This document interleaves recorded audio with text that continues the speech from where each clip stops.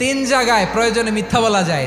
এক নাম্বার, আপনার ওয়াইফকে খুশি করার জন্য, সে একটু এরকম না বলে একটু কৌশল করে বললে খুশি হবে, ওটা বলা যায়। দুই নাম্বার, জীবন মরণের ব্যাপার, জান বাঁচানোর জন্য একটু কৌশল করে ঘুরিয়ে বললেন, এটা জায়েজ। তিন নাম্বার, দুইজন ঝগড়া লাগছে তাদেরকে মিলিয়ে দেওয়ার জন্য কৌশল করে একটু মিথ্যা বলা, ঘুরিয়ে বলা যায়। দুইজনের মধ্যে দেখলেন যে সম্পর্ক খারাপ, একজনরে বললেন, ভাই সে তো ওই দিন আপনার ব্যাপারে অনেক প্রশংসা। কি আমার ব্যাপারে প্রশংসা? কি বললো? এই বললো আপনি নাকি এই করছেন ওই করছেন, অনেক প্রশংসা। লোকটার মন খুশি হয়ে যাবে তার ব্যাপারে, ঠিক কিনা?